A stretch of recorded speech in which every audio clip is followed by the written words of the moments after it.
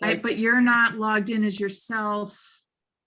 Well, yeah, I see under her picture, I see Janet Allen. Right. All right, I'm going to make you host. So Margie, go ahead. I'm going to make you host now. And so if you could please.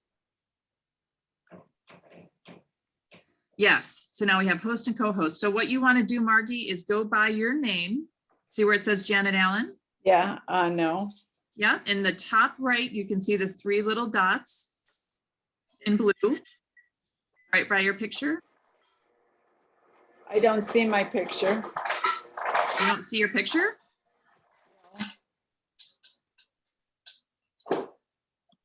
I did click on video. It says you're in a practice session. Attendees cannot join until you start the webinar. Correct. Yeah, we can see you. Can you see yourself? No. Oh, I know. What if I go to participants? And I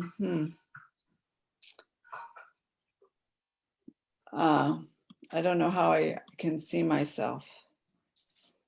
Can you see Janet? No, I see you. Okay, you've got to change your views so that you see more than just the person speaking. Okay, so I need to change the view. The gallery view. Yep. Shucks, I usually, oh, silly me. Okay. Yep. All right. Thank you. Hi, now I see myself. Okay, so quickly, Margie, because I gotta go. If you click by your name, see where it says Janet Allen by your picture. You gotta go up to change your name. And it should be if you click there. Thank you. Okay. All right. So the webinar. Host Janet is co-host. I gotta go. You guys are gonna. Okay. Good luck. All right, Janet, I'm going to introduce myself, and then I'm going to talk about Lake Friendly Living Coalition, and then thank the Nature Conservancy. So could you please do the slides so that I thank Lake Friendly Living, and then change the slide to the large group of slides? Do you have those slides added to the top of your? All right, let's see. It says I'm sharing. Let me see here. Is that what you want? Perfect, perfect. Okay. So after I thank them, then go to the next slide and then the next slide, okay? Yep. Here we go. Thank you for doing this. Here we go. Okay. Is it 10 o'clock? 1 minute. We have 1 minute to relax. Okay. So I thought I'd say it's been my honor to work with the very educated leaders and the seven Finger Lake representatives that are part of the Lake Friendly Coalition. I'm very honored to be part of this. So that would be switch it, please. So just when I say 7 lakes, can you switch to the next one? Right. So maybe switch when I say it's been my honor to work with the very educated leaders of the, and then when I say 7, if you could switch to this one. Oh, okay. I have to say the 7 Finger Lakes, and we're very thankful to, and then if you could switch to the next slide, please. Yeah, I never got the partners, but you can say the partners, I guess. I'm not sure who the partners are, but so very thankful to the Nature Conservancy and all our partners that have been part of this wonderful structure for the Water Awareness Week. Today, I'm so pleased to have with us Janet Allen, President. Okay, so then we'll get going with that. And then after I introduce you, then you'll start your talk. Right. Okay. Sound good? Yep. All right, so I'll stay on this until you say 7. Yeah, here we go. Okay. Welcome to our program for today. I'm Margie Creamer from Otisco Lake Preservation Association, and I'm also president of the Finger Lakes Regional Watershed Alliance. It has been my honor to work with the very educated members of the Lake Friendly Living Coalition. They have represented the 7 Finger Lakes, as you see on the screen, coming up.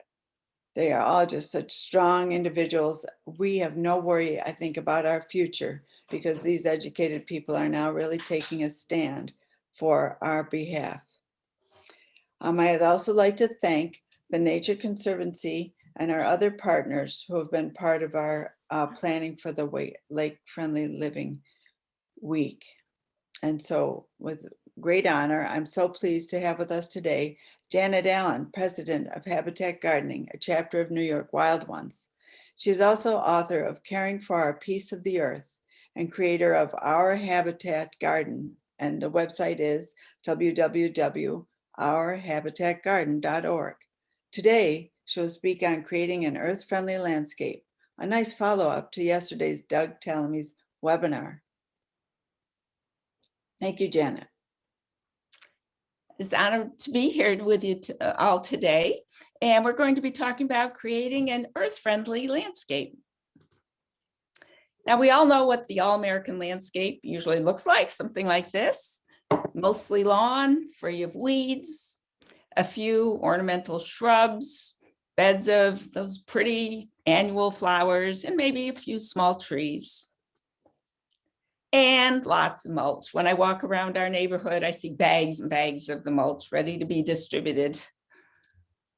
Even worse, a lot of it's that dyed mulch and sometimes even rubber that's added to the soil. But what is an earth-friendly landscape? It's a landscape designed and cared for in a way that supports life now and in the future. And I'm sure Doug Tallamy yesterday talked about the importance of oaks. It's a place where wildlife can meet their needs. A place that's healthy and joyful for people. This is in the side of my front yard, actually. So is the conventional American landscape earth-friendly? Can wildlife meet their needs? Is it a healthy place for kids, pets, and wildlife? Is it a joyful place to be? Does it provide the benefits of nature and for nature now and in the future? There's lots of problems associated with our conventional landscapes. And first of all, it's mostly lawn. 40 million acres, more than 40 million acres of lawn in our country, and more all the time. I took this picture while we were traveling along a highway in Virginia one year, and you've got to wonder why it's worth all the time and effort to create all this lawn, and all they see is a 4-lane highway going past. But we have a lot of lawn. So why? Why is it that people feel compelled to have this lawn and how it's viewed as the all-American thing to do? Well, here's a quote about people who didn't conform to that well-manicured look. It is gratifying to know that such neighbors are not numerous, for the example of the majority will soon shame them into decency. That was written in 1875. And so we've really been brainwashed for a long time to think this is the way we should landscape. But you might wonder what's wrong with that. In our efforts to make it greener, to make it all grass, to keep it closely mowed, and make it a constant companion of suburban development, we are unnecessarily contributing to some of the most severe environmental problems facing the world today. And it's from Redesigning the American Lawn book, which is written by some Yale environmental schools professors. Another problem is the use of water. Landscapes take 1/3 of residential waters, and in some places in the country, especially the Southwest, we're using glacial aquifers. This is not sustainable. Lawn is the largest irrigated crop in the United States. Water isn't a problem for most native plants. I don't water any of my plants unless I've just transplanted them. Nothing was watered in the native plant beds, and I have some turf grass, and during a drought in the middle of summer, it turns brown. That's why people are watering their lawns all the time. It's really not meant to live here. And you can see the tiny little root system they have, the turf grass has, compared to the root systems of many native plants. Chemicals, another problem. There's lots of health dangers linked to commonly used lawn pesticides. There's just a few of them. And, pesticide chemical companies may say, well, there's no proof of harm. And that might bring to mind the arguments that tobacco companies used for a long time. And if you don't have controlled studies, they can probably say there's no proof, but there's really no ethical way you can do those kinds of experiments. And the interactions among all those pesticides and other chemicals aren't tested at all. Children are especially vulnerable to these, as the early life exposure to pesticides and pediatric cancers, cognitive functions, behavioral problems. A lot of the things used to kill insects are neurotoxins, and then you have these developing brains of children, and it can't be good. And again, you can't perform a kind of controlled experiment that would show proof, but the associations are strong. It was really interesting a couple of years ago, I saw in this gardening column, someone had written in, and they had a lawn and they wanted to know if there was something that's fairly safe to use. And I was thinking, is that the standard we really want to use when our kids are on the lawns and we track stuff in, and the kids are on the floor, and then our pets and wildlife and so on? Is fairly safe really what we accept? There's lots of dangers to pets and wildlife. They're on the lawn a lot more than adults are. And even though their smaller body size makes them more vulnerable, they're more exposed. And of course, the soil food web supports plants, which support insects, which supports the whole food web. But those pesticides kill life in the soil. The chemicals are considered to be one cause of insect decline. You might have heard of the windshield effect or the windshield phenomenon, where years ago, if you traveled any distance at all, you might have to get out and wipe off the windshield. When I was a kid, you would have to do that because there were so many insects, and you'd drive along and they get on the windshield. It doesn't happen anymore. Other countries have banned many of the chemicals we still allow today. And people might think, well, I don't use pesticides. I just use weed and feed, which sounds like a really benign kind of thing. But, those include a lot of toxic substances. And I'm sure you're all familiar with the harmful algal blooms. And as the DEC says, pollutants include fertilizers and pesticides from lawns, gardens, and farms. And it's easy to blame farms, but they use per acre a lot less than our lawns and gardens use. And I don't live on a lake, but I know that there's a pipeline from our lawns to some body of water. We all live in a watershed, even if it's far away. So it's going to go there whether I live right on the lake or not. Plants do fine or even better without them if your soil is healthy and alive.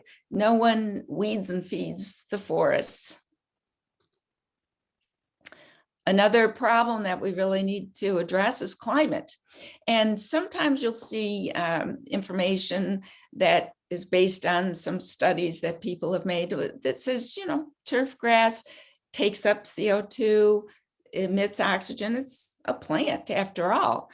But when you look at the whole carbon cycle, and this is from that Redesigning the American Lawn book from Yale, it's true that carbon dioxide is taken up by grass, but there's carbon dioxide released by the decomposition of lawn waste, all of the fossil powered machinery, including all those trucks carting around those big lawnmowers that go from house to house, the fossil energy used to pump water, which is significant, and the energy used for producing all those fertilizers and pesticides and carting them all around the country.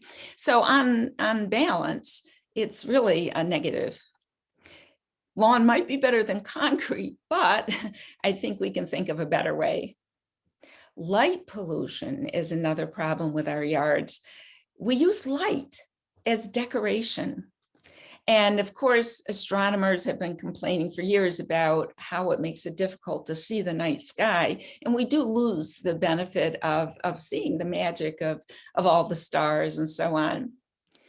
But it also impacts migration patterns, wake sleep habits of people as well as wildlife, and the overall habitat of birds, insects, and other wildlife. It can even affect plant flowering, because you all know from poinsettias, you adjust the amount of light they get. Well, the same thing happens outdoors as we've increased the light pollution.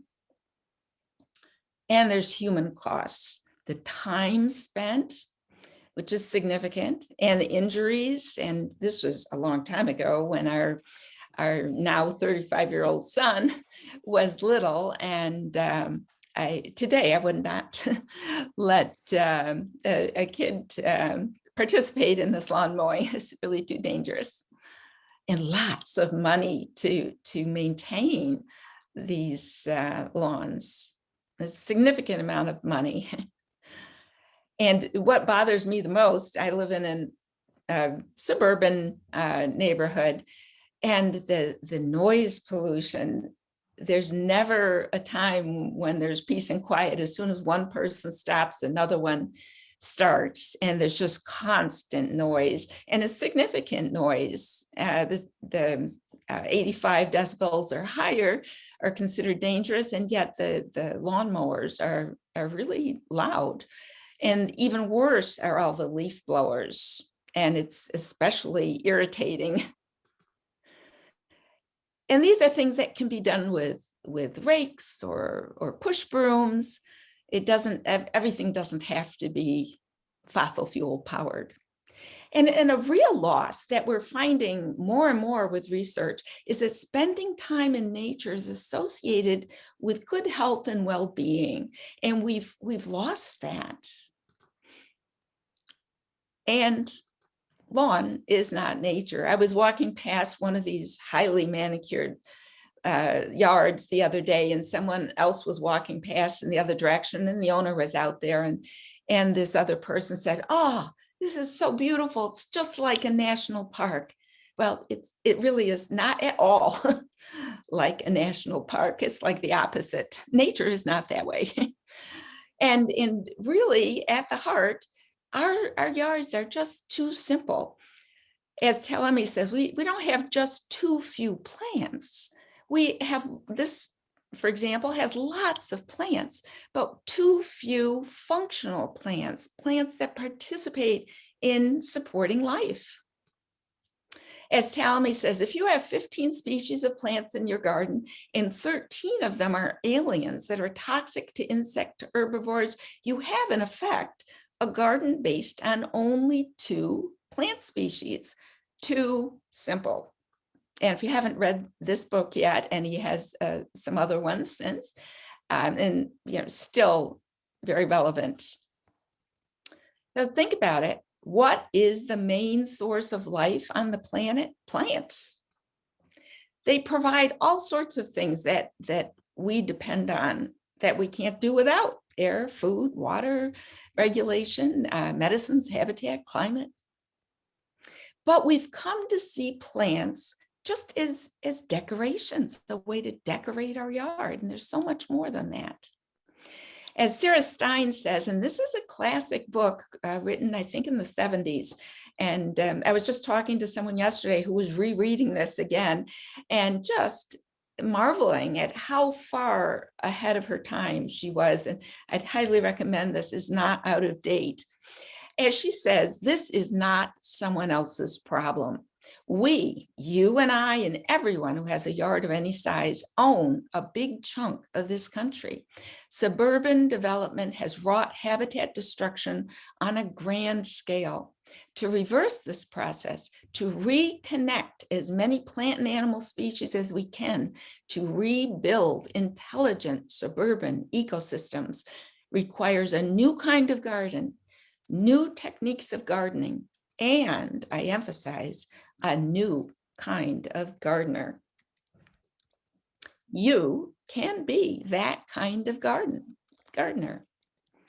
So what would an earth-friendly landscape look like? Well, as Talmy says, you can flip the default. The current default landscape is everything is lawn, and then you add a few ornamental plants. An earth-friendly default landscape is, everything is plants.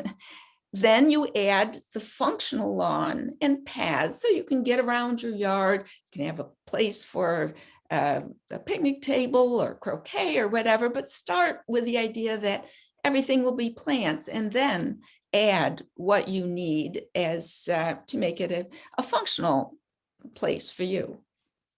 Some strategies for removing lawn. Well, originally, I would just carve a little bit out, just as you might carve a little bit extra from a cake to even it up.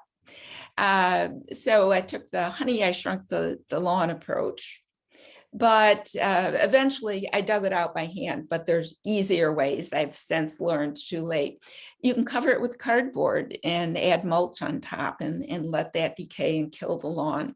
You can take the existing planting beds you have and then just join them into one larger bed. And instead of the mulch, those bags of mulch that people buy, why mulch when you can plant? As the Ecological Landscape Alliance says, mulch can help control weeds, maintain moisture, and improve soil health.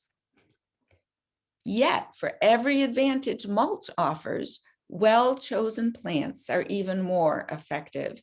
And this is some of the wild ginger. This is the native ginger, not the European glossy-leaved ginger that they often sell. And one of my favorites is the native sedum. It's not always in flower, but when it's not flowering, the leaves are very attractive and it's very easy to grow. There's a lot of natives that will do the job. Foam flower, even when it's not blooming. And this is the sedum next to it. It's a really attractive ground cover, something that covers the ground.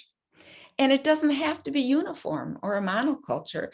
In my front yard, I include a lot of different plants, lots of plants covering the ground, and they provide the values of mulch. It's really self-mulched.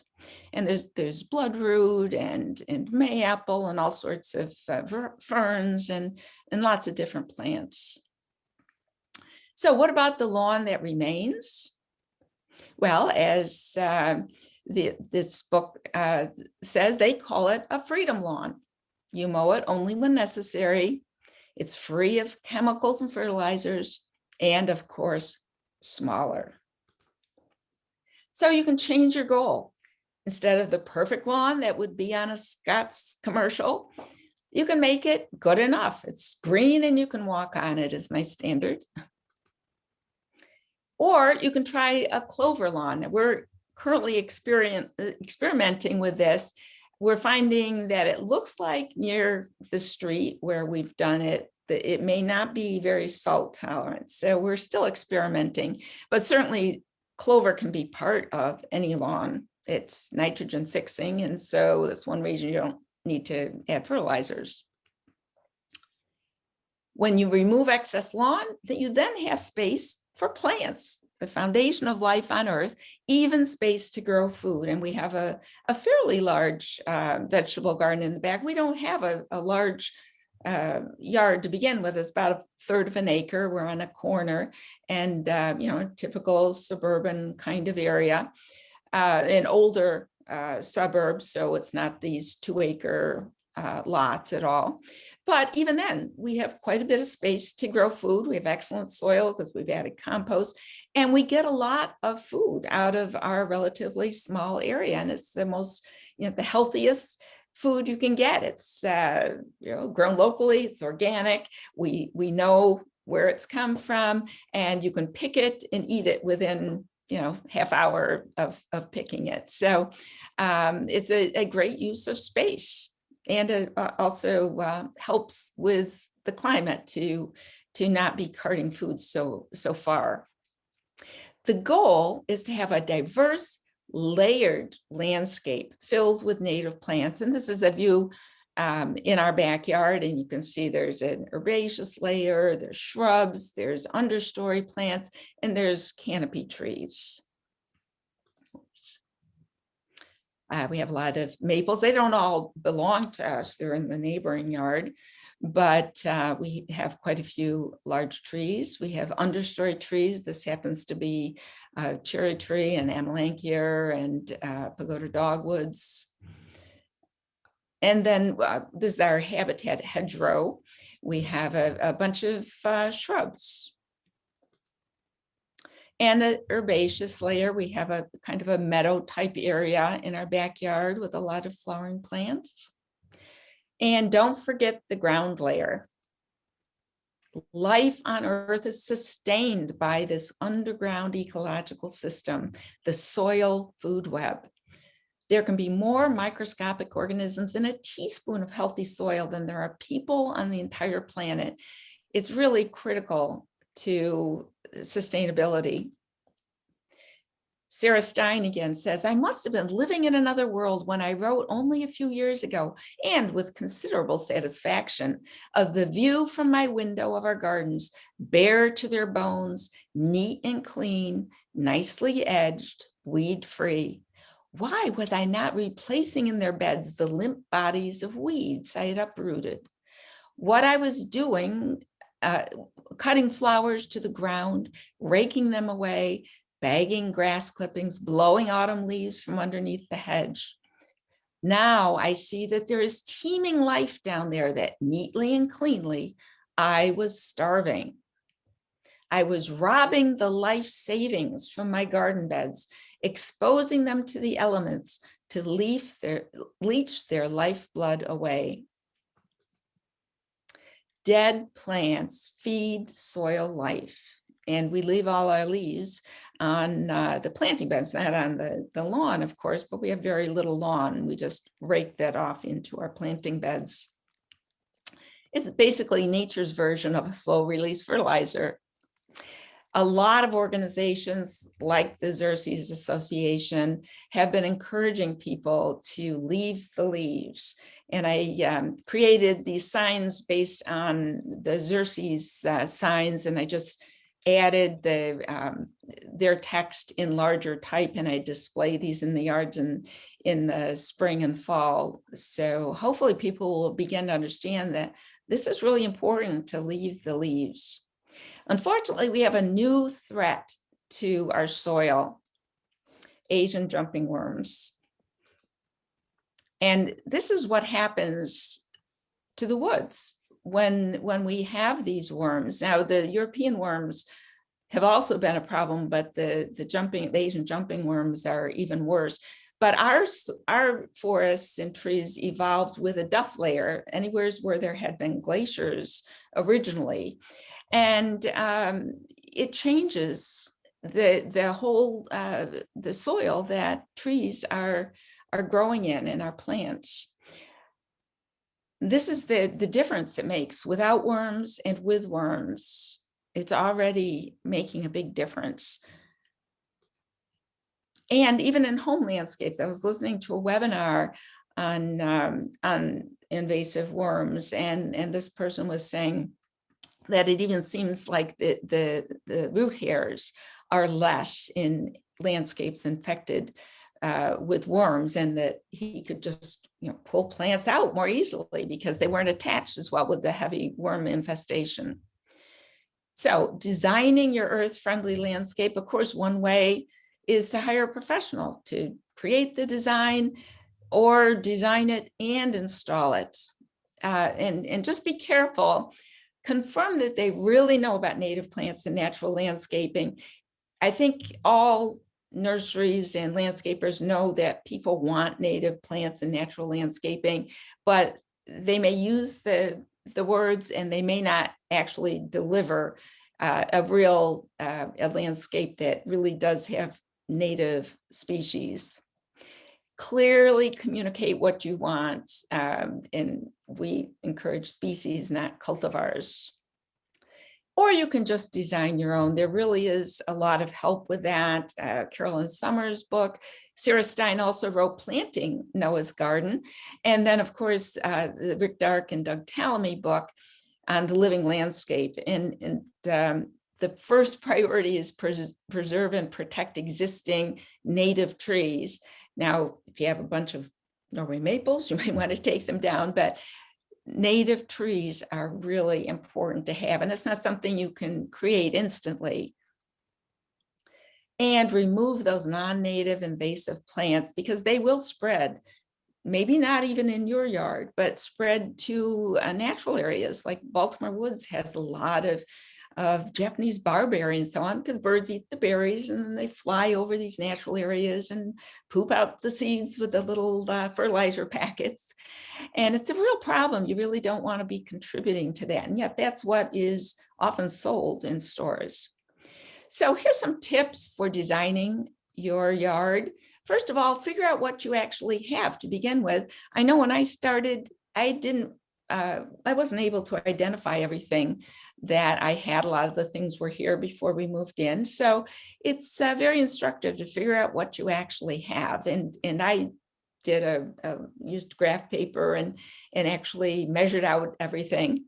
Another way is to take a photo and then you can print it out in grayscale, and then you can just label all the things on your in your current landscape. So you know what you're starting with, and you can update that every year. So it is a way of keeping track of what you have where. And observe. They say the best design tool is a lawn chair. And we did spend some time before we got started keeping track of where the sun was at different times of day, what the yard was like in different seasons, what kind of weather we had, and so on. So we would know what would be appropriate plants to include.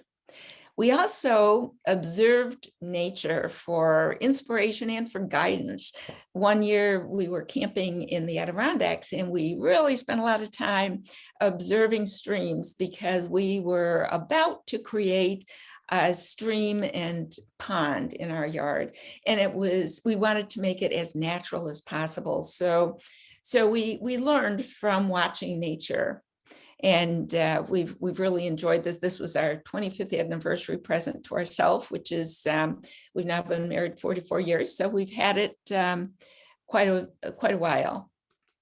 And we've really enjoyed it. And the wildlife has too. But it was based on nature, not just these ornamental ponds. Another tip is to start small. You don't have to do it all at once. Do it in phases. You might want to have an idea of what you want it ultimately to look like, but most people can't really do it all at once. And there's a lot of advantages. It's easier, it's cheaper, it's faster. You can learn from your small successes and small failures. And it gives you and others a chance to get used to a different look. So you really don't have to do it all at once. And it works for plants too. This plant, which is now larger, it's a Kentucky coffee tree before it's leafed out, was started by our son. Our son got Kentucky coffee tree nut and planted it when he was in nursery school. And, before he was out of high school, it was a really large tree. I wish that we had planted an acorn now, because oaks are so much more valuable than a Kentucky coffee tree. But at the time, we didn't realize that. A lot of people will say, well, I don't want to plant a tree. People move around a lot, takes too long to grow. I won't be here to enjoy it. Well, you can enjoy it at each stage. If you can enjoy a 5-foot bush, you can enjoy a 5-foot tree. They grow faster than you think. And remember, we're planting for future generations, not just for ourselves. Plant in drifts. Nature, and this is the image of a sycamore tree, but you can see the kinds of patterns that nature has. And you can try to think of that in your planting beds, to have those drifts and to create a curving border. And have the shrubs and so on, kind of placed at random, a grouping of a particular kind, but it doesn't have to be in a row. That's not how nature works. And then, of course, plants. And there's so many advantages to native plants. So why native plants? Native plants can support up to 29 times more living things. And Talamy has done so much of the research that actually shows how important it is. And originally, when I first started about 20 years ago, I was planting trees because of their berries. And of course, that's important too. But I never thought about the fact that it's not just because of the fruit. A lot of insects need native plants. That's what they evolved with, not the non-natives. And I think everybody by now is familiar with the idea that monarchs need milkweeds. That's the only thing the monarch caterpillars can eat. But there's other insects as well, even other kinds of butterflies. They all need their own. This is American lady butterfly in its own little case it makes for itself. And that's on pussy toes or pearly everlasting or a spice bush caterpillar. Many, if not most, commonly sold plants are not native, and they can even be invasive. The Japanese barberry, the burning bush, but lots of others, Norway maple, even the purple forms are the cultivars of Norway maple. And some are marked native in these big box stores. If they're native anywhere in North America, they're distributed nationwide. So sometimes you'll see a plant labeled native, but it may be native to the Pacific Northwest. That's not native here. And favor the species, not cultivars. I have some New England asters, and I have a cultivar of a New England aster, and I've been observing these plants. On the species, just the plain species, there's lots of insect visitors.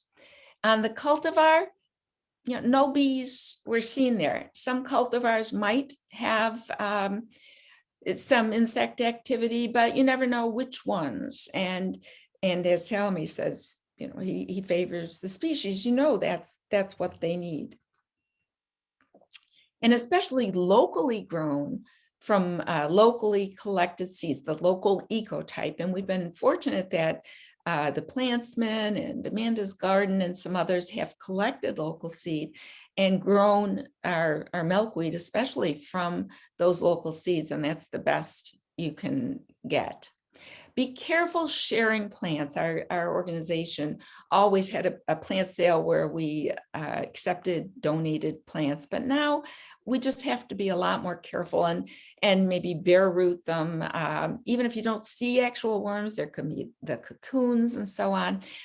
Our plant sale doesn't include donated plants anymore. You still have to be careful with plants you get from nurseries, but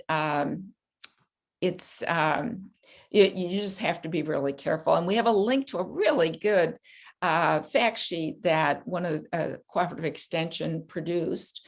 And it tells you how you can stop the spread, and it gives you a place to report your sightings. And one of the people who've spoken to our group is Dr. McKay at Colgate, and he's doing a lot of the research on these jumping worms. So it's really important to be knowledgeable about these worms because it is a very serious threat. Limit hardscaping. Unfortunately, in my area, people are cutting down lots and lots of trees, and they're putting in swimming pools, they're putting in hardscaping.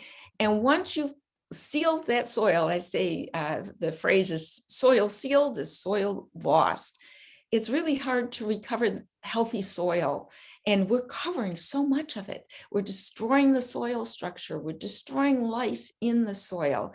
The UN estimates there's only like 60 years worth of topsoil left in agricultural areas, but we're also losing it just in regular areas. There's lots of roads and the footprint of our houses destroys soil, but now we're going beyond our house into the land outside our house.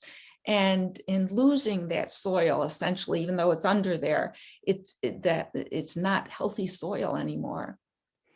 And limit lighting. If you need security lighting, you can have motion sensor lights. That's what we have. And if you know, you're worried about someone coming up, it turns on the light when it's necessary, but the lights aren't on all night, which is really a big problem. Now, I've had my landscape enough years now, and this wasn't a problem for 10 years or so because I just was planting little plants. But I see now the landscape changes over the years. Plants grow, sometimes a lot. Plants multiply. Plants die. This is all, you know, really to be expected. I think people get these plans and have 5 of this here and 2 of this here. But, you know, after a few years, that's not going to be true anymore. Things do change. And light conditions change. Maybe there was a tree creating a lot of shade. Maybe that tree dies or comes down, and all of a sudden you have sun, or a tree grows and all of a sudden you have shade where there had been sun. This is normal. Things change. As Carolyn Summers says, just as creating a garden is a process of learning by doing, so is maintaining it. Let your gardening practices evolve as you observe how your garden is used by humans and wildlife alike. And then a really important thing, I think a lot of people think that what we're advocating in my group, Wild Ones, is to just stop taking care of your yard, just let whatever grows, grows. Well, first of all, you're going to get a lot of non-native invasive plants, but that's not what we mean. And if you live in a suburban area like I do, you really need to keep it as attractive as possible, consistent with a healthy landscape. Now, I found one of my favorite plants is this flowering raspberry. I like the flowers. The bumblebees love the flowers. The catbirds love the little flowering raspberry berries and so on. But I soon realized that this one little plant I started with would take over the whole yard. And again, I have a very relatively small amount of space. I just couldn't let it keep expanding its range.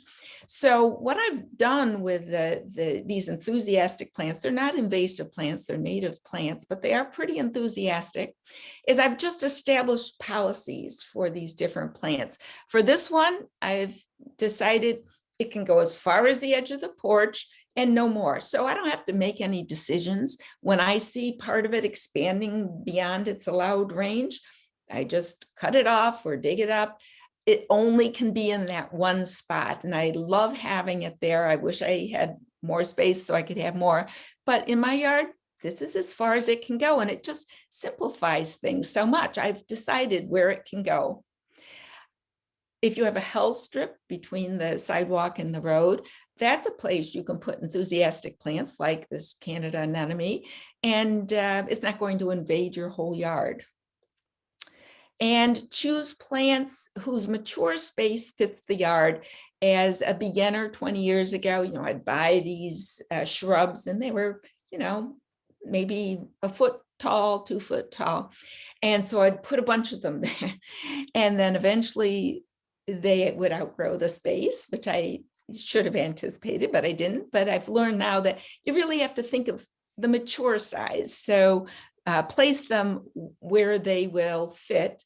And in the meantime, you can grow understory things or herbaceous plants. And as the shrub grows, the other ones will be shaded out or become a ground cover underneath.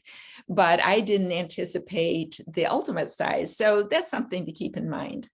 And I've also had to learn to be ruthless. I did that with my flowering raspberry, but another favorite plant is the jewelweed. That's another plant that is very enthusiastic. I love it because I just like the little flowers. The bumblebees love it. The hummingbirds really love it. It's one of their most favorite plants. But I could have a yard full of nothing but. So I've chosen an area of the yard where it can grow, you know, without being interfered with. If it grows anywhere else, I just pull it out and generally just put it on the ground next to it, because it will just decay very, very rapidly and improve the soil. As the root systems are very tiny. You can just pull out a whole handful with just a slight tug. So it's easy to manage, but the key was to just decide where I'm going to let it be. And if I see it somewhere else, I don't have to think about it. I just pull it out. Are you too busy, too tired, too whatever to create a whole new landscape? The easiest way to make a big difference in the world is to plant native trees. And now we're learning, especially due to Talamy's work, especially oaks that support a large number of insect species. And I just got this new book today. I ordered the Kindle version and it just came out today, but the hard copy has been available for a while. I didn't realize that. So some people have read it. One person I know read it and she just raved about it. She says it's an excellent book. And I just got it this morning, so I'm gonna have to take a look at it. But all of Talamy's works are just excellent. And some native canopy trees live hundreds of years, supporting life for generations of insects, birds, other wildlife, and people. It used to be people would stay on their family's property for, they would expect hundreds of years, and they always would make sure there was a lot of trees and some, maple trees or whatever for the future. And we've lost that sense of planting for the future. But whether a tree is native or not, the dead trees are so important. This is a sign from Cavity Conservation, and you can see this downy and getting some little insects. But our dead trees are full of life. And as the sign says, this dying tree is fulfilling its final destiny, saved for food and shelter for wildlife and nesting birds. I've only seen, of all the trees coming down in my neighborhood, I've only seen one where someone left it at a height that's safe, that I don't feel at all at risk with this tree falling over, and yet it's still large enough to support cavity nesting birds and insects and so on. And if you wanted, you could plant trumpet vine along the bottom or whatever.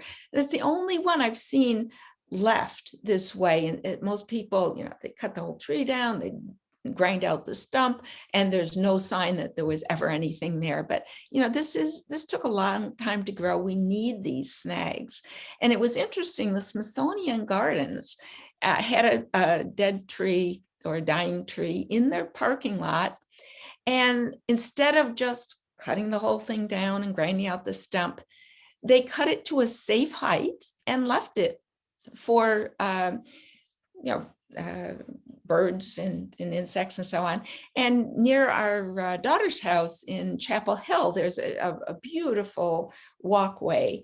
And the last time we were down there, I noticed that in the process of developing this walkway, they knew that this tree was going to die, but instead of cutting it down completely, they left the trunk. And wisely, they also put up a sign to explain to people why they were leaving that and how important it was for wildlife habitat. And it really is not posing a hazard at all. And I'm sure that if the bottom of the trunk became rotten, or they can always take it down if needed. But again, go to cavityconservation.com and they tell you how to leave dead trees so that it is safe for people too.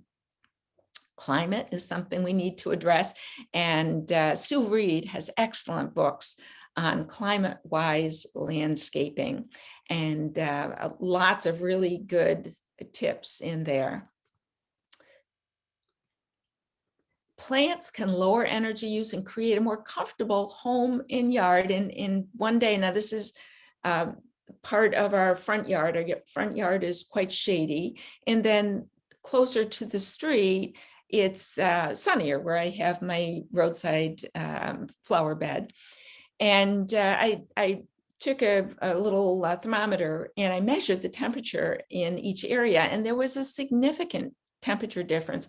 Besides just being in a shady area in the front yard on a hot day, it just feels psychologically, it feels so much cooler besides actually being cooler.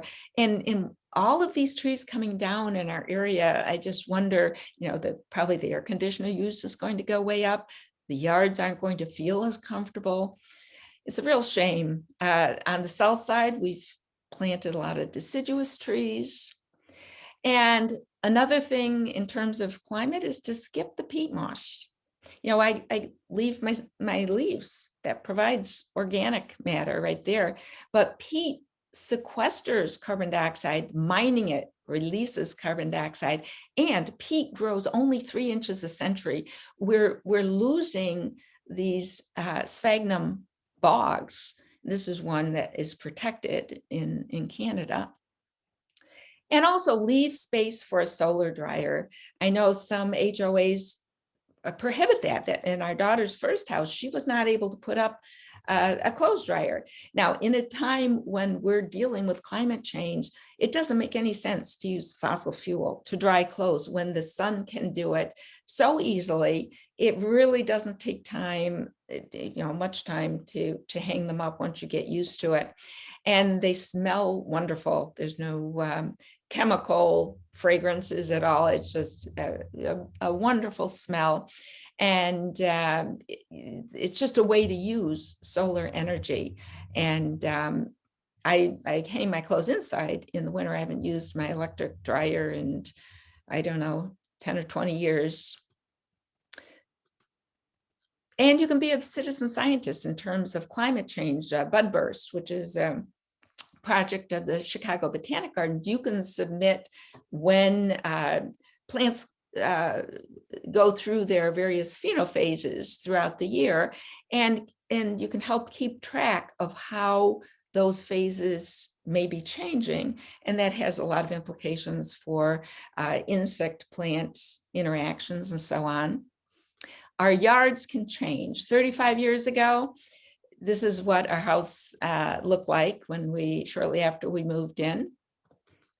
And this is what, a couple of years ago, I've gotten rid of the hostas since then, but that's what it looked like. This is the side of our front yard, and we have paths and lots of plants, and our flower border, and our backyard. And this is some of our backyard now, instead of just lawn, and our stream and our hedgerow. So it's funny, I do a lot of, or at least before last year, I did a lot of tours, and it always seems like some people will kind of inch up closer to me and kind of whisper, what do the neighbors think? Because, having a lawn is the all-American thing to do. Well, no one ever asked about this. This is pretty ugly, I think you could all agree. And yet no one would question this. No one ever asked what I think about this. Our whole neighborhood has these yellow signs go up because they're constantly being treated. We're spreading poisons everywhere, which is not good for our kids or pets or people in general, not to mention wildlife. No one ever asked me, does it bother you that there's poisons everywhere? Yeah, it does bother me. No one thinks to ask. As Dark and Talamy says, opting for increased functionality doesn't mean sacrificing beauty. Functional landscapes can be extraordinarily beautiful, but it does introduce beauty of a somewhat different nature. And actually, I love to see the decaying leaves in the yard. It has its beauty all its own. And we always, decorate our homes in earth tone colors. The only place we don't want earth tones is out in our yards, I guess. I think it's important to keep the borders neat. That's just, being a good neighbor consistent with what I know to be an earth-friendly landscape. And inform others. I think it's really important to have the signs indicating why your landscaping differently, and hopefully people will learn something from these signs. These are all available for purchase. And I've done other signs too, and you can download them from my website in the ACT section. And I have a whole bunch of signs, and I feature the one, Welcome to a Grandparent's Landscape, using native plants and earth-friendly practices to leave future generations a living planet. That is the most important thing, the most important reason.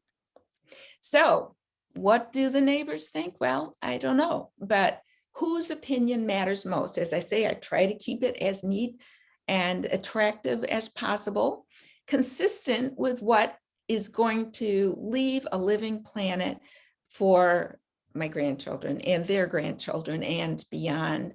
Whose opinion matters most? Be brave. The next generations are counting on us to save their future. As Doug Tallamy says, in the past, we've asked one thing of our gardens, that they be pretty. Now they have to support life, sequester carbon, feed pollinators, and manage water. And you can become part of Tallamy's Homegrown National Park at homegrownnationalpark.org. And there's lots of ways of learning more. These books that I've mentioned, excellent, but Tallamy has his new book, or what had been his new book, Nature's Best Hope, and his brand new book, The Nature of Oaks. The nice thing about the Living Landscape book is it has lots of photos to help you learn a new aesthetic and get used to a different way of what yards can look like. And then our organization is Wild Ones. Yeah, we haven't been meeting this last year. Hopefully we can resume in September, but you're welcome to come. It's free and open to the public. But if you're too far away, I'd love for there to be more local chapters. And so I'm hoping people will start local chapters elsewhere in the state. You're welcome to sign up for our free twice monthly e-newsletter. Just send an email to info@hgcny.org. It stands for Habitat Gardening in Central New York, and that's the name of our Wild Ones chapter. And so just send me an email. And if you're wondering where to get native plants, we update. This happens to be the cover of our 2018 Native Plant Shopping Guide, but we update it every year, and it shows which nurseries, native plant nurseries, have which plants each year, so you know where to get them. And you can download that for free from our hgcny.org website. And we also have that free 6-session discussion group. It's designed for 8 to 12 people, but smaller or larger groups can also study it, and or just individuals. It's free to download from our hgcny.org website. And then my own Habitat Garden website, I'm still updating it with new photos and so on, but there's a lot of resources and reflections and so on there. And I'd like to close with E.O. Wilson, the famous biologist, who said the worst thing that will probably happen, in fact, is already well underway, is not energy depletion, economic collapse, conventional war, or the expansion of totalitarian governments. As terrible as these catastrophes would be for us, they can be repaired in a few generations. The one process now going on that will take millions of years to correct is loss of genetic and species diversity by the destruction of natural habitats. This is the folly our descendants are least likely to forgive us. So what will be our legacy? Not just for the wildlife. This isn't just for wildlife. It's for our descendants as well, because they depend on this healthy planet just as wildlife depends on it. You can make a difference. Create an earth-friendly, future-friendly landscape. And it's up to you to take the pledge. And it's so inspiring to see so many of these lake communities working on this issue. It really gives me a lot of hope. Well, So thank you for being here today. Thank you so much, Janet. And was a great lead into taking our pledge. It just involves so much more conversation that's happening in our community. So we have some questions for you, some in the chat line and some question and answers. One person early was confused when you said you just let farmers off the hook with the logic they use less per acre. Do you remember that comment? I think that, and I don't have the statistics, but I've heard that there, and it's not that they don't use anything, but I mean, I think people in their own yards feel like, well, I'm just using a few pounds of this. Farmers and these, acres and acres, they're the source of the problem. I don't think you can just blame farmers. It's not that it doesn't contribute to the farmers, but to some extent, we can't control it except by buying organic food, which I try to do as much as possible, because it's not just for my own health, it's for the health of those farm fields too. But I'm not sure, is that what they mean? I mean, maybe I didn't say that in the best way, but I think that clarified what you meant. Yeah. So here's a question from Tim. We live near a lake. Is there any type of certain plants that may be better for water filtration near a freshwater lake? Well, I don't live near a lake, and so I haven't really explored that as much. Now, there is a new native plant nursery in Skaneateles, and they're also involved with the health of Skaneateles Lake, and they would probably know a lot more about that. It's Go Native Perennials, and it's Mary Menapace and Janice Weil, and that just started last year, and they're in our native plant shopping guide for the first time this year because they've just gotten going, and they're extremely knowledgeable about lakeside things. All right, thank you very much. Marjorie asks, the Plantsman Nursery in Ithaca, my screen just moved, the Plantsman Nursery in Ithaca grows their own natives and advise on what and where to plant. Dan Siegel is the owner. I learned a lot working with him. So that's just a comment. Yeah, we've worked with the Plantsman a lot. When we had sales, we didn't have any sales last year, but they always contribute to our sales, and they're very knowledgeable. Okay, here's a question from Margaret. What plantings can be used that are drought resistant, where there is little sun and water because of maple trees, and will hold the soil when there's worry about erosion? And additionally, the grade is steeper and the soil composition is fill. Well,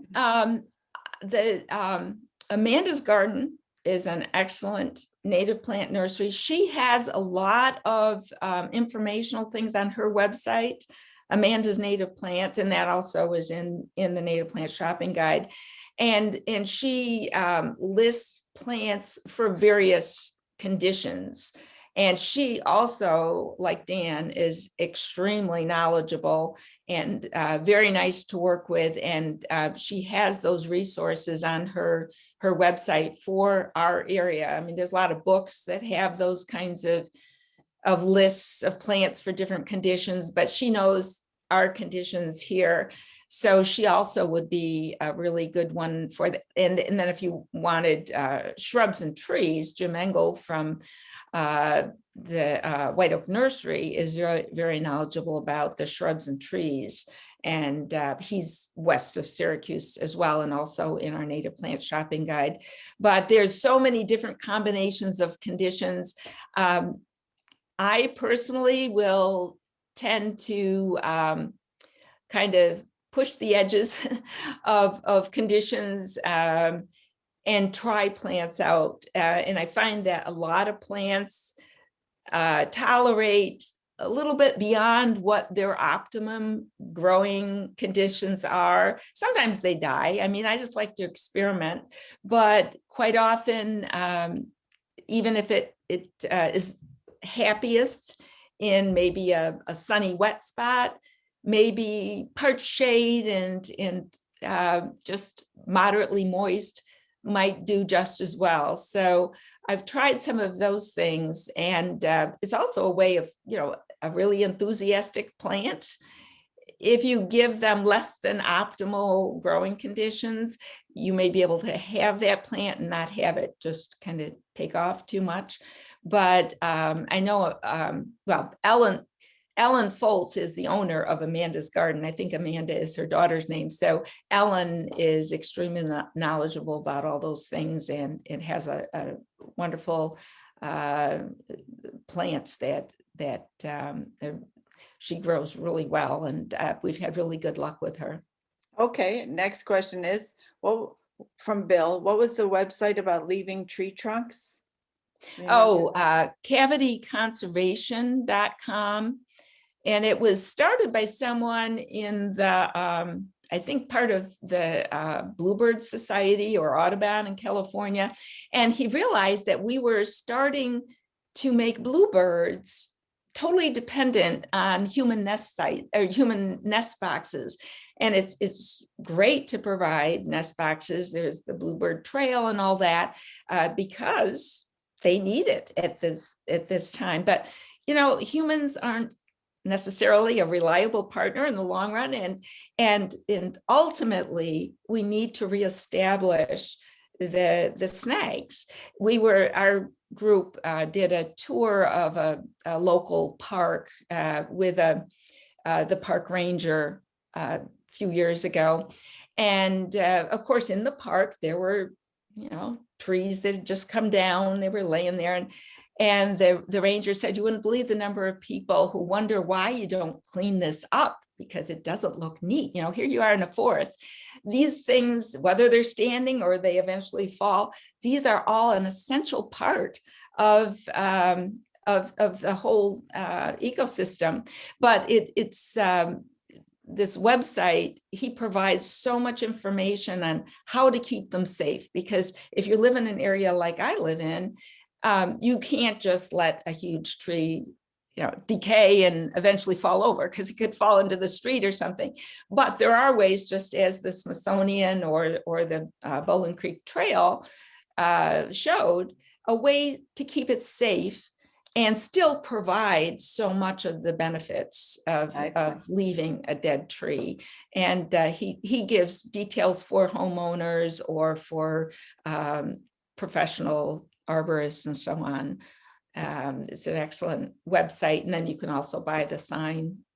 It's funny that I had the sign on my tree, and someone was walking down the street, and I was in the backyard, and I heard her walk down the street, and she says, "Oh, a wildlife tree. I wonder what kind it is." Like it was some special species of tree. It was just a dead tree.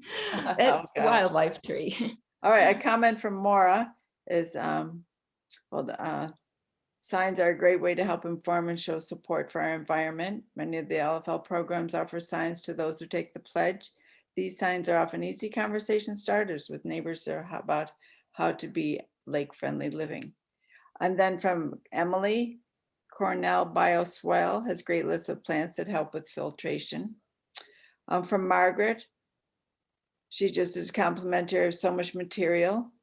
And another great thanks. And I'm going to go over to our questions and answers. So here we have more from Gretchen. How do you get rid of invasive worms?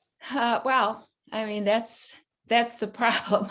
And that's the Dr. McKay is working on some of that. When we see them, we keep some jars of vinegar in the yard. When I see any worm, I really don't stop to check whether it's the European or the jumping worm. I just throw them in. But then they stay over the winter as cocoons, so you won't always see them in the spring. We're trying to avoid spreading them to new areas. You can check to see if you have them by pouring a mustard solution, like the dry mustard, to see if it if any of them come up, because it irritates them. They stay on the surface. They tend to stay more on the surface compared to the other European worms. But both worms aren't good. The first time I heard about worms being bad was in the Bill Kalina book, and he used to be in charge of the Garden in the Woods for New England Wildflower Society. And he had a part in his book about worrying about the effect of worms on the trilliums and all that in the woods. This was before we had before we knew we had the Asian jumping worms. So even the European worms were not meant to be here. So I put them all in the vinegar and kill them. I don't like to kill things, but that's, just a real problem. And I don't think there's any real easy solution right now. Last year we had fewer, and Dr. McKay thought it may be because we had a drought.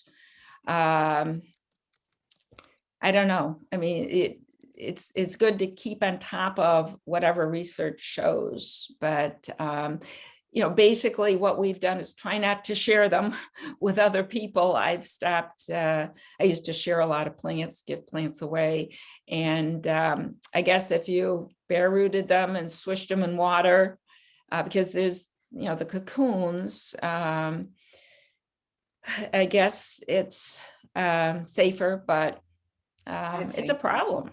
Yeah. All right, a question from Paul. Any downside to leaving too many trees in beds, such as large oak leaves that accumulate thick beds of leaf cover? I took, because I take everything off of our lawn and put on the garden beds, I took some of the extra off. Plants are pretty good at coming through leaf cover and so on.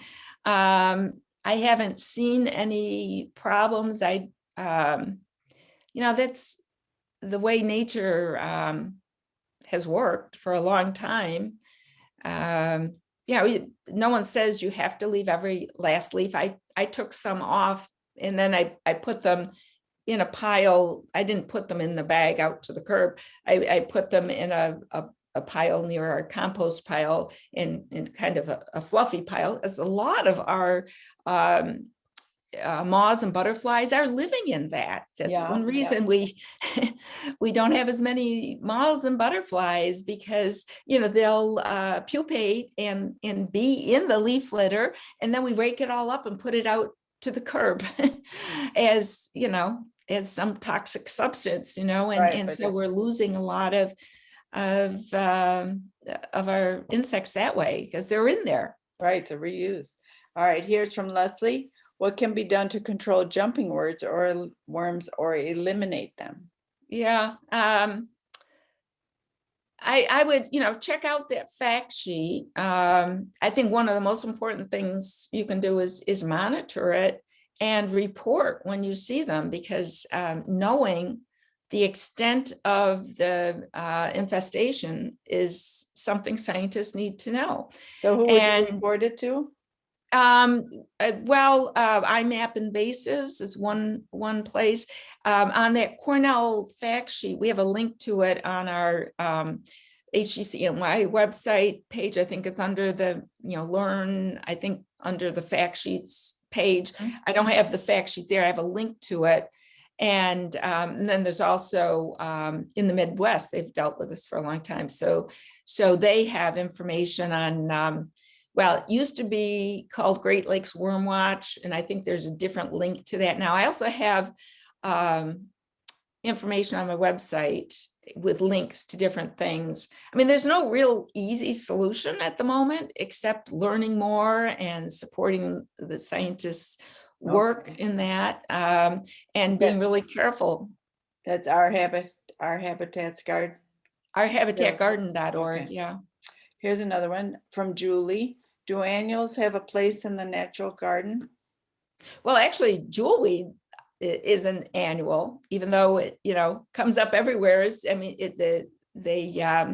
they just recede every year. There's no rules. There happens to be fewer annuals that are native plants. Actually, jewelweed is the native version of the impatiens bedding plant. It's actually in the genus Impatiens. I don't know. I mean, there just happens to be fewer annuals. There's one, blue curls, I guess, is an annual.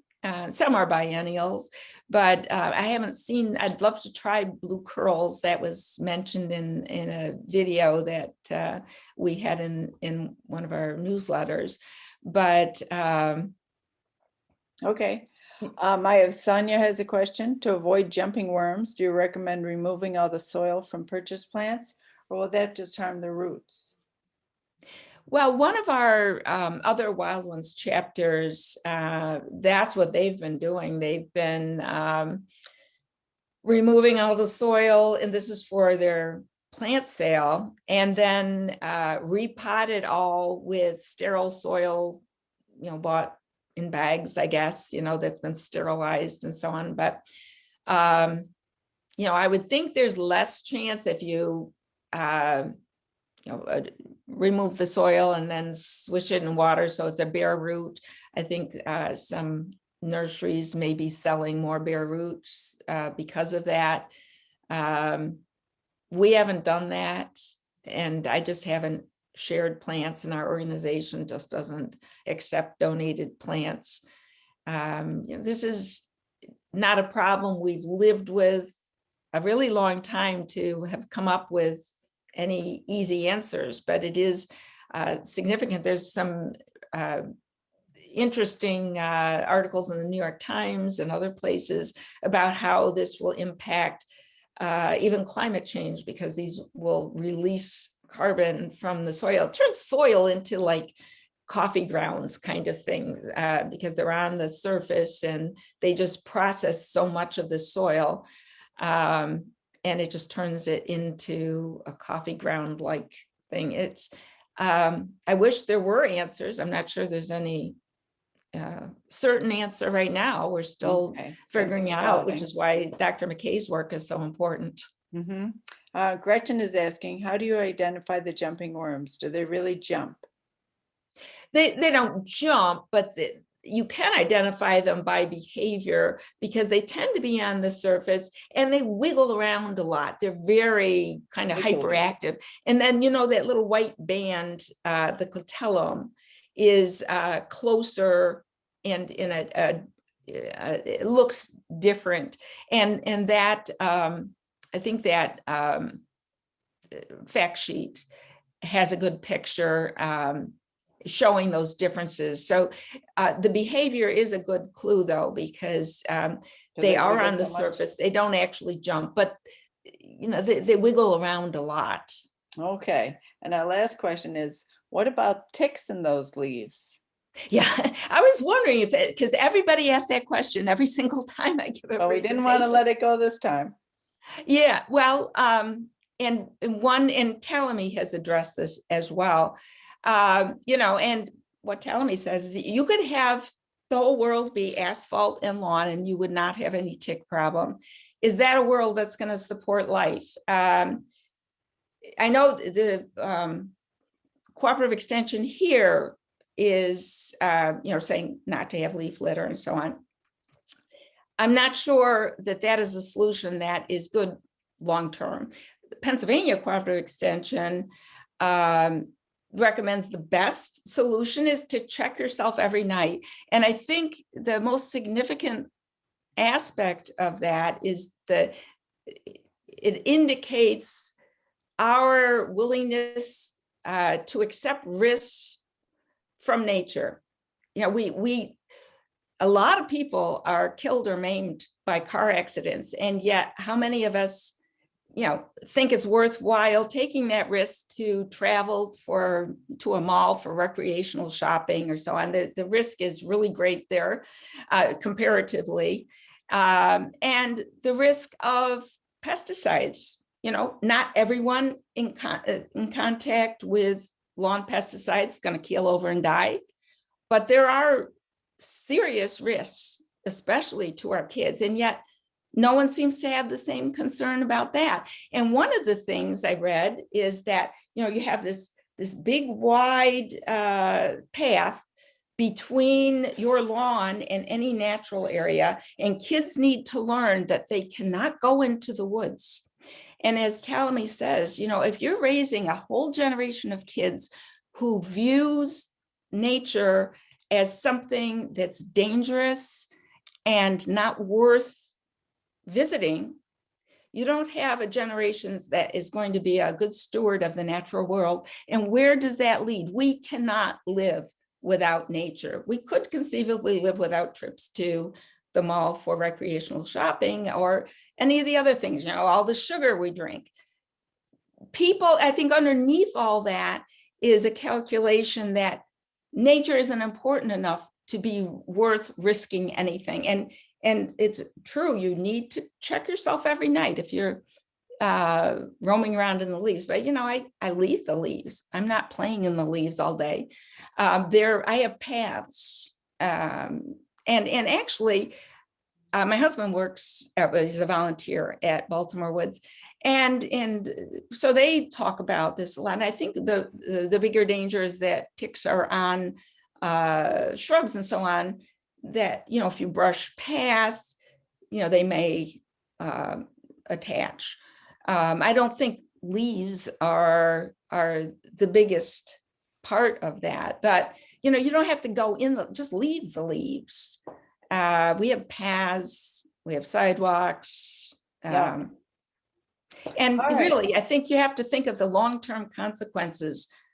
We cannot live without soil, and we cannot live without stewards of the world and the future. And we need to remember that. And there's risks to everything, and I think that's relatively small. And certainly I recommend checking yourself every night. Well, thank you. Well, that was a very complete answer, as was your entire report. We're just so grateful that it's just now with different eyes, I will drive on my little journeys around our Western New York area, our Central New York area, and really observe and appreciate rain gardens and different gardens that you see out there. And I hope that we also will implement that in our own little spot here next to the lake. So thank you very much, Janet. That was very well attended. We had 66 here to start the group. So I'd like to finish just by encouraging others to sign up for the other programs coming up. Dr. Allen is speaking about hemlock woolly adelgid today at 1. And we have Dan Siegel, who was mentioned today, speaking about native plants, lake friendly by nature, tomorrow at 1. And Laura Bailey from Cornell Cooperative Extension will speak about details of aquatic invasive species tomorrow at 6:30. And then we have on Thursday, Camille Marquette of CCE landscaping for Cayuga Lake shorelines. And then we have Sustainable Vineyards on Seneca Lake, May 6th at 7 o'clock. So again, the Lake Friendly Living has a variety of programs that we're so pleased so many in the along these 7 Finger Lakes are taking advantage of. Do you have any last comments, Janet? Well, I'm just inspired by so many people being willing to reconsider how they're landscaping, because this is the most important thing you can be doing for your descendants and for everyone's children, grandchildren, and on and on. This is this is the make or break of the planet, the climate and biodiversity. We've got to work on this stuff if our kids are going to have a future. Okay, well, thank you for spreading the word, and I think you've got many more that will follow your guidance. All right, thank you to all. Oh, we have one more chat. Let's see. We did get many thank yous. And again, thank you. This is great, many thanks. So nice, thank you. So many people have been pleased. Oh, well, thank you. All right, Janet, have a nice day. Thank you all. Okay, you too. Thanks. Bye-bye. Bye.